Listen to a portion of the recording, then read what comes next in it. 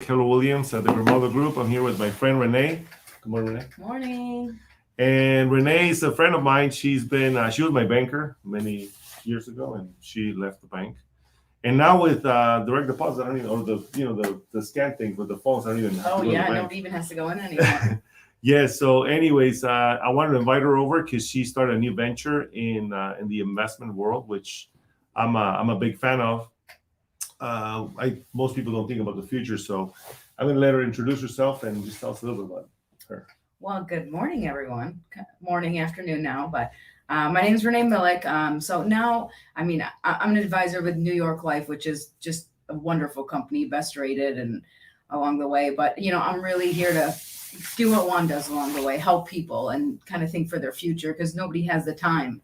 Now more than ever, nobody has time to do anything. Everything's just very instantaneous. So it's really just about figuring out what you need to do for the future. What can I do now and make decisions now and even put a little bit of money aside now to be able to plan for the future and have the things that, I wouldn't normally think of. It's just a totally different age, between Definitely. things. So And most people don't think about their future, right? I think we're always running, especially in our culture where we just have to, pay the bills and run. And the last thing we think about is ourselves. So one of the things that I'm passionate about is helping people get to their retirement, or that later in time with a real plan. And most of us, we don't, what do they say?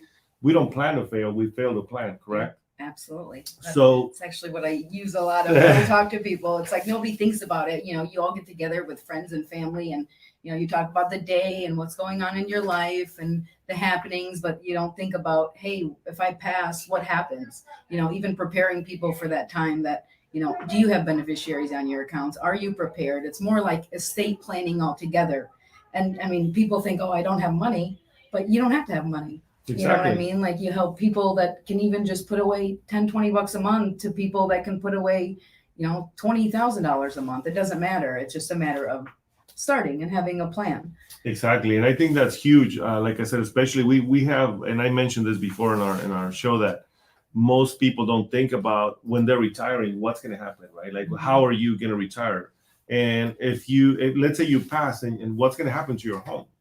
What's going to happen to the little or big bank account that you may have? Yeah. And I think that's key. And so tell me a little bit of what would be like the basics for someone to get started.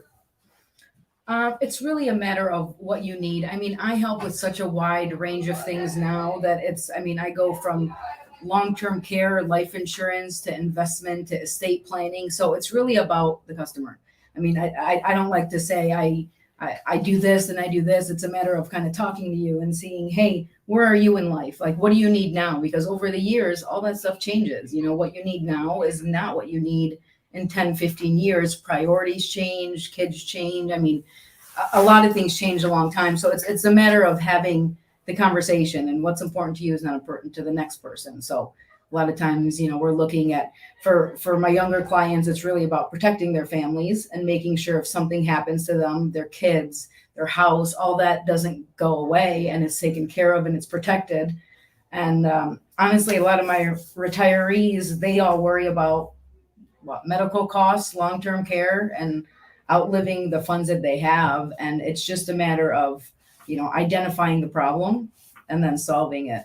Or getting solutions for it. So that's really it. It's just taking the time to make that a priority, which is hard. I know. It is. And you know what? That's the biggest thing. And I'm going to be very, very honest with you. I don't have a estate plan account. I don't have anything. I don't have a trust. I don't have anything like that. And we will talk about it because we've been talking about meeting, right? And because I'm busy. But what if something was to happen, right? And I don't have anything set up. Like, what's going to happen? I have my life insurance. I have some of that stuff already in place, and we have pretty much some of it kind of arranged. But wouldn't it be great, to plan for your taxes so that when you die, you don't pay all this stuff. You don't have to. So there's many, many things, especially for those people that are friends of ours that have high net worth and they're able to protect their assets before anything happens instead of running at the end. And when the catastrophe happens, you're not really thinking right. You're not there. So this planning helps you mitigate all that, correct? Absolutely. Yeah, and a lot of times it's like there's a lot of tricks and traits, but it's a matter of, I mean, most advisors look at risk. They look at the level of risk you want to take to your return.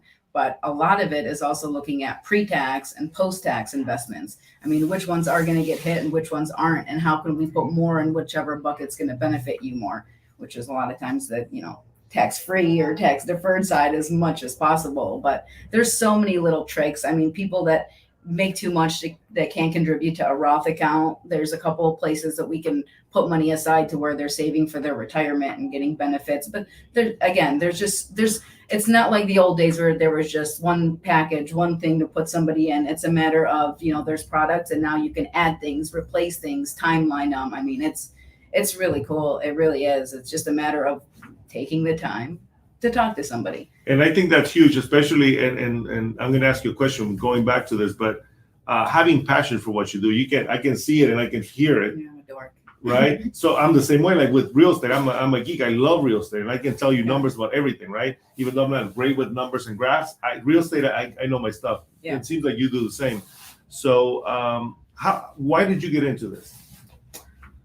Honestly, because I've been in the banking world for almost 12 years now, and I just see more and more advisors, and it's just a matter of more and more and more, and now they can't call people back, and now it just becomes to where they lose that personal touch, and that's I feel like our whole world is going towards lack of service, and it's all just I want it quick, I don't care. So it's a matter of going back to the basics. It's so cool to see somebody that was having trouble financially, getting them out of that situation, and then saving money, and then having money, and them being like, how cool is that? You see that all the time. Exactly. Getting people into like a home, and then at that point it's like that first time homeowners, and then they're just so proud of themselves. It's so cool. So definitely. That's probably it. It's just kind of going back to people there's suits everywhere. Definitely. Everybody's a suit and they can impress you, but honestly, we all, for the most part, have access to the same products. Yep. I can do a little more because I'm a licensed insurance and advisor, but at the same time, we all have the same product. So it's just a matter of knowing what your client needs and taking care of them, and the rest is just fun. Yes, and you mentioned something. We have the same products, but let me give you an example. And I think that's where the difference lies when it comes to having someone that truly cares about you and somebody that truly is a fiduciary. Right. And fiduciary, you want to expand on that? You want to let them know what fiduciary means? Yeah, fiduciary is basically the agent has to look out for the client, number one. That's your priority. That's what you work for. You cannot do any.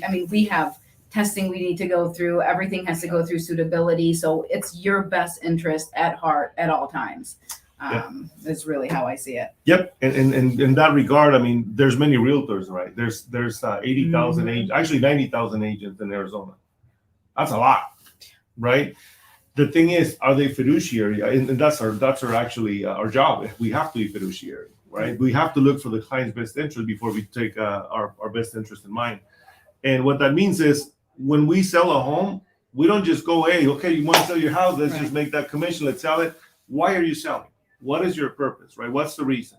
I was telling you about an instance that we had. One of my clients, she needs a post-possession agreement. Well, we have to get it. What did I do? Twist their arm. We got it. And you have to work for their best. I could have said, you know what? I'm sorry. We didn't get it. Whatever, but because I'm a fiduciary, I'm going to do whatever it takes to make sure that happens, right? And also when it comes to investing, if they buy a house that you mentioned earlier, they bought a house for themselves.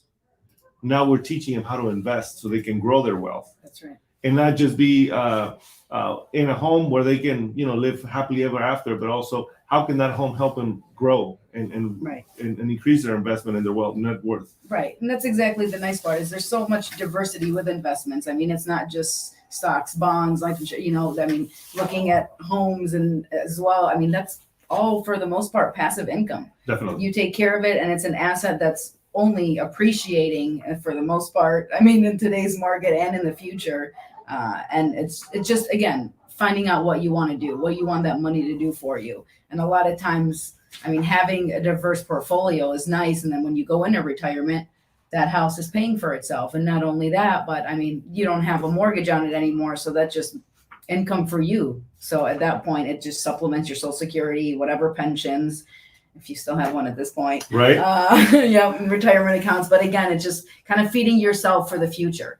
I always look at like almost like an opportunity cost. I want to take care of myself in the future. So it's like if I do it now, I'm thanking myself then. And I mean, I don't know if that makes sense at all, but it's like 100%. I'd rather do instantaneous than put something off and procrastinate because it's just making it harder for my future self. So it's like, get it done, do this. I mean, there's just so many avenues to take. Exactly. And that's what we want to be. We want to be a resource. And the reason we do these videos and with successful people and people that can help us and work together, we want to help you get to that point where you're not relying on the government when you retire, not hoping for that check to come in, when you can create your own future, your own wealth, where you can have passive income. You can have some stocks, some bonds, some mutual funds, several options for you to retire on and not depend on anybody else, where you can basically create your future, right? So we're here as a resource. Renee's here as a resource. Like you said, every situation is different and unique. We're all in different stages in life, right? Sure. As you get older, your tolerance goes down when it comes to risk. Oh, yeah. When you're young, it's the time to go all in and risk and put some money in where it should be. And I think there's so many things that we can help you with, Renee and us, to get you there, that all you have to do is pick up the phone and call us and call Renee. She's there for you guys. So do you guys have any questions out there? Do you want to ask? Maybe you, Helen, that you're here about investing? No? Anything what do you see most common with that, right? What's the most common question you get? I don't know. Usually it goes back to insurance, because most people don't know very much about life insurance. So they just think, oh, I have it with work. But a lot of times it's like, well, that doesn't go with you. 10,000? You can't take that home with you. Like that just goes away. So it's just a matter of, I didn't even know. I worked in the bank for years and I didn't even know a lot of the details and kind of tax advantageous things. It's really a lot of times a place to transfer wealth for the wealthy tax free.